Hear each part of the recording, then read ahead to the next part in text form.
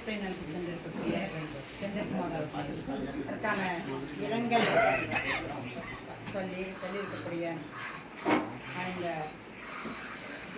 அறிவியல் இயக்கத்தினுடைய இந்த தமிழ் இயக்கத்தினுடைய துணைத் தலைவர் அவர்களே, செயலாளர் ராஜநந்தன் அவர்களே, எல்லா மாவட்ட குழு தகவல்களையும் மற்றவற்றையும் சொல்லியிருக்கக்கூடிய தோழன் ராஜா அவர்களே, மற்றும் இந்த இதற்கான மதிப்புரை சொல்வதற்காக வந்திருக்கக்கூடிய எங்களது அன்பிற்கினிய மாணவரும் தோழரும் அரசு அதிகாரியும் இந்த மிகப்பெரிய கவிஞருமாகிய சிவகுமார் அவர்களே,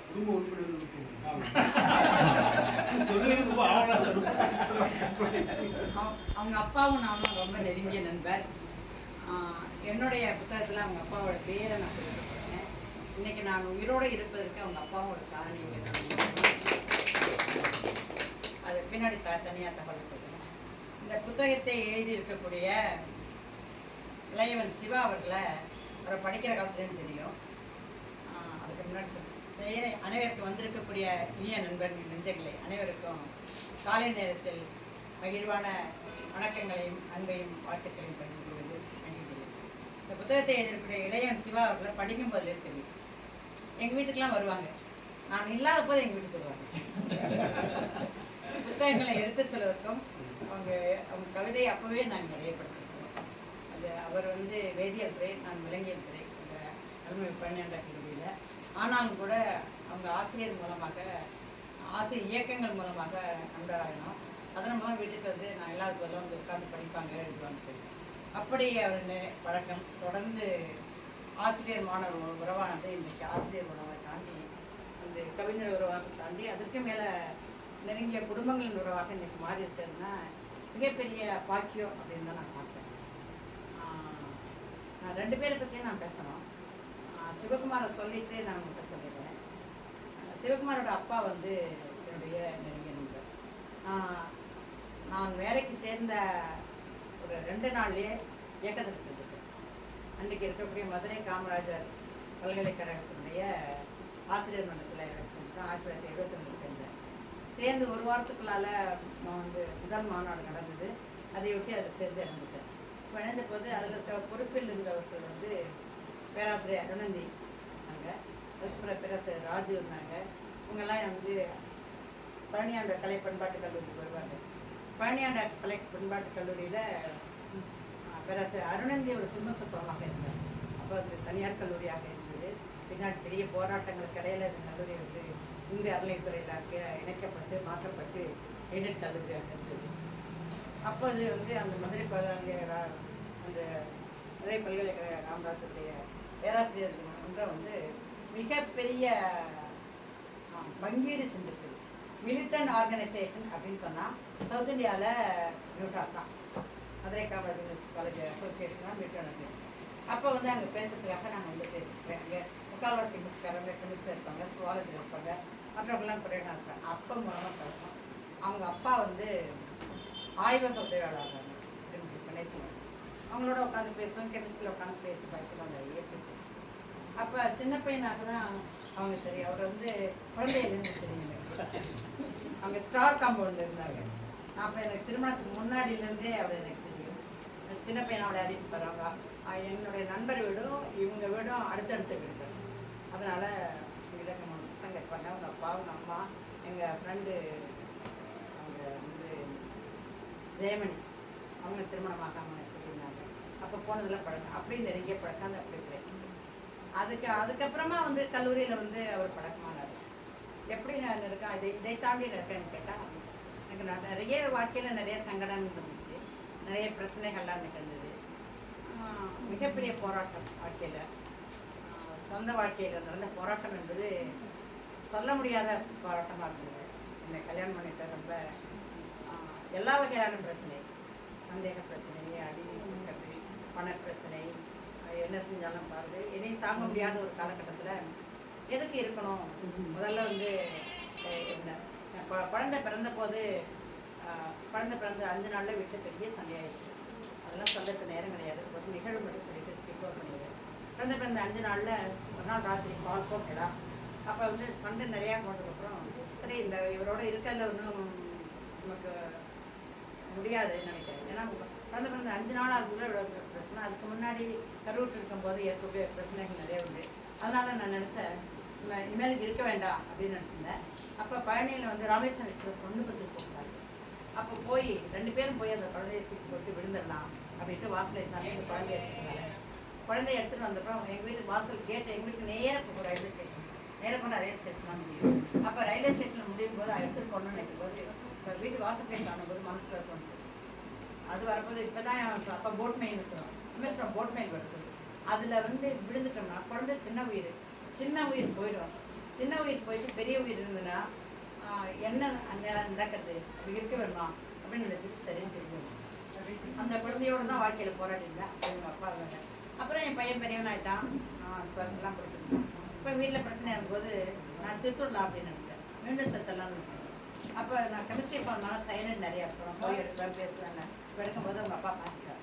அவங்க அப்பா பார்த்துட்டு சைனட் தரமாட்டேன் மேடம், நீங்கள் வரக்கூடாது டிபார்ட்மெண்ட்டுக்கு அப்படின்னு சொல்லிட்டு அப்புறம் அவர்கிட்ட சொல்லிப்பேன். அதனால் நான் எப்போ வந்தாலும் ரொம்ப கண்காணிப்பாக இருப்பேன். ஏன்னா சைனடை பற்றி தெரியும், கெமிஸ்ட்ரி பற்றி தெரியும், பாக்கியெல்லாம் தெரியும். அது வந்து ஒரு அரிசி துளி அளவு இருந்தால் கூட போதும் உயிர் போயிடும். என்ன அதை சுவைக்க ஆரம்பித்து அது சுவை எப்படி இருக்குன்னு சொல்கிறவங்கெல்லாம் கண்டுபிடிக்க முடியாத அளவுக்கு இருந்திருக்காங்க. நாக்கில் வைக்கும் போது வரைக்கும் அவங்க உயிரோடு இருந்திருக்காங்க. நாக்கில் வச்சதுக்கப்புறம் அவங்க உயிர் இல்லை எழுதியிருக்காங்க. அப்படியே அந்த சைனடு நிறைய பயன்படுத்துறது. அதனால் சிவகுமாரோடைய அப்பா தான் நான் இன்னைக்கு உயிரோடு இருக்கிறதுக்கு ஒரு காரணியம் பேசுகிறேன். சிவகுமார் வந்து ரொம்ப அற்புதமான எழுத்தாளர். அதுக்கப்புறமா அவர் தெரியும். பாக்கி இன்னைக்கு என்னோட புத்தகங்கள் படித்தது, அவருடைய கவிதைகள் வாசித்தேன். ஏராளமான நண்பர்களாக இருக்கிறோம். அப்படி அந்த சிவகுமாரை வந்து நண்பராக ரொம்ப காலத்துக்கு அப்புறம் தான் பார்த்தேன் இல்லையா. இப்போ தான் கடந்த 2-3 ஆண்டுகளாக தான் சிவாமலம் தான் தெரியும். இளையவன் சிவாமலம் தான் சிவகுமார் தெரியும். அது கிடைச்சதில் எனக்கு மிகப்பெரிய பேரும் மகிழ்ச்சியும் பெருமையும் கிடைக்கும் என்பது. அப்படி அந்த கணேசன் மகன் இவ்வளோ பெரிய பதவியில் இருக்கார், இவ்வளோ உயர்வாக இருக்கிறாருன்னு நினைக்கும் போது எங்களுக்கு அவ்வளோ சந்தோஷம். ஏன்னா ரொம்ப கஷ்டப்பட்டு பிரச்சனைக்கு உள்ளாகி அவர் வந்து இறந்து போனார். அவர் அந்த கஷ்டங்களுக்கிடையில் பசங்களாம் மேலே வந்து இவ்வளோ நல்ல நிலையில் வந்திருக்காங்கன்னு போது ரொம்ப பெருமையாகவும் மகிழ்ச்சியாக வந்து அதை பற்றி நிச்சயமாக சிவகுமாருடைய உழைப்புக்கும் அவருடைய நெஞ்சு உறுதிக்கும் நாணயத்துக்கும் குடும்பத்து உறவுக்கும் அவங்க அப்பா மேலே வச்ச அம்மா மேலே இருக்க மரியாதைக்கும் தலைவன்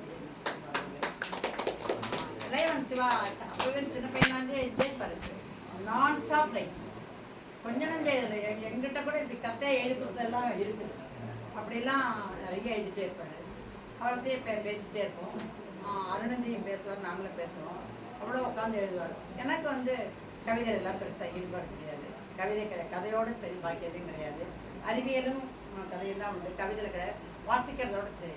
அப்படி இருக்க வந்து அப்படிப்பட்ட ஒருவரோட தொடர்ந்து வருவேன் என்பதோ தொடர்ந்து பயணிக்கிறதுக்கான வாய்ப்பு இருக்கணும்னு சத்தியமாக நான் நினச்சி கூட பார்க்கல. அதுவும் அந்த உடுமலை இலக்கிய கடன் தான் அதுக்கான வாய்ப்பை கொடுத்ததுங்கிற மாற்று கருத்தே கிடையாது. அப்படி அந்த கவிதை என்கிட்ட அன்புங்கிற கவிதைக்கு வந்து அணிந்துரை எழுதி தர சொன்னார், முடியலை. இன்னொரு கவிதைக்கே எழுதி தர சொன்னார். என்னுடைய பணியினால் அவருக்கு எதுவுமே செய்ய முடியாது. ஆனாலும் கூட இதுக்கு முன்னாடி ஒன்று வெளியிட்டு தர சொன்னார். தரல. இந்த தேதியும் கூட 30ஆம் தேதியை கொடுத்து வந்துடணும் அப்படின்னாரு. சரின்னு வந்துடுறேன். ஆனால் இதே 30ஆம் தேதி ஆயிஷா நகராசன் வேலை கூப்பிட்டாரு. என்ன ஆயிஷா நகராஜன் இருக்காங்க இல்லையா, அவங்க புத்தகம் வெளியிட்டுக்காக கூப்பிட்டாங்க. சாதின் தொடர் நான் வரல. சிவா சொல்லியிருக்காங்க, ஏற்கனவே 2 தடவை பிரச்சனை ஆகிட்டு ஒருத்தரை ஒத்துட்டு தான் நான் திரும்ப வந்து மறக்க மாட்டேன், அதனால நான் வரலைங்க, வேற ஒரு நாளைக்கு வரேன்னு சொல்லிட்டேன். இப்படி வந்து உள்ளூரில் இருக்கிறதுனால, அறிவியலில் இருக்கிறதுனால, நிறைய பொறுப்பு இருக்கிறதுனால பல பிரச்சனைகள் வந்துடும். ஏன்னா ஒன்று சொன்னோம்னா இன்னொரு வரும், இன்னொன்று சொன்னால் இன்னொன்று இது கிடையாது. அந்த சிக்கல்களுக்கெல்லாம் இடையே இருக்குது. இப்போ அவங்களுக்கு வந்து ரொம்ப இந்த கவிதை வந்து நான் கேட்டேன், அந்த கடல் தான் மீனை சுமக்குது, மீன் எப்படி கடலை சுமக்கும் அப்படின்னு கேட்டேன். இல்லை மீன் கடலை சுமக்க முடியும், ஏன்னா அது நிற்கிது இல்லையா, தண்ணி அது மேலே நிற்கிது இல்லை, அது இல்லாட்டி மீன் கடலே கிடையாதுல்ல ஆற்றுக்குள்ள. இதை வந்து உள்ள நிகழ்வு தினம் 2 நாள் கொடுத்து 1 வாரம் ஆச்சு. படிக்கலையான்னா எப்போ போனாலும் நான் வந்து என்னைக்கு போய் பேச போகிறேனோ அதன் முதல் நாள் இரவு தான் படிக்கணும். அப்போ தான் படிச்சுட்டு குறிப்பெடுத்துக்கிறேன். இதுதான் என்னுடைய பழக்கம். மறக்காமல் இருக்கணும். ஏற்கனவே படிச்சிருந்தாலும் 2வது முறை படிக்கணும். நேற்று உட்காந்து நேற்றுக்கு வந்து ஒரு 10 மணிக்கு மேலே தான் புத்தகம் போயிருக்குது. 10 மணிக்கு மேலே இருக்குது.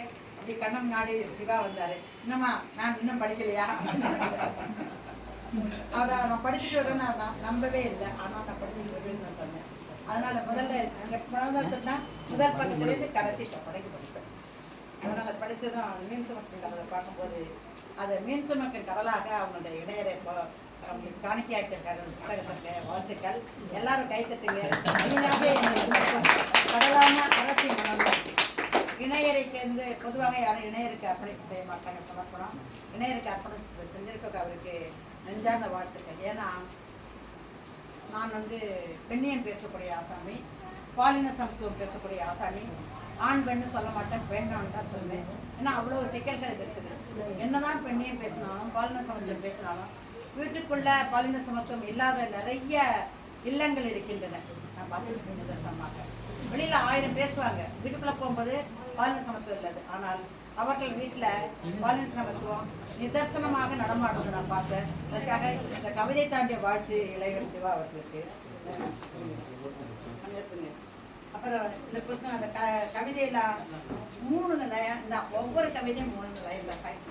ரொம்ப பிரமாதமாக இருக்குது. சோலை மாயம் தான் எழுதிட்டாங்க. அவங்க சொன்ன அதே கவிதைகள் தான் எனக்கும் பிடிச்சது. படித்த இலை பயணித்தபடி இருக்கிறது கரையறாது. எல்லாரும் வேடிக்கை பார்த்துருப்போம். ஒரு குளத்தையோ ஆற்றுலையோ இலை விடும், இலை மேலே வந்து எறும்பு போகும், அது வந்துட்டு போகும். அந்த எறும்பு தான் வெளியில் போய் எங்கேயாவது ஒரு எப்பவும் பயணம் அதுக்கு நிரந்தரமாக இருக்கு அப்படின்னு இருக்குது. அதனால இன்னொன்று கடல் தாண்டிய பறவை கல்வி கண்டு போகிறது.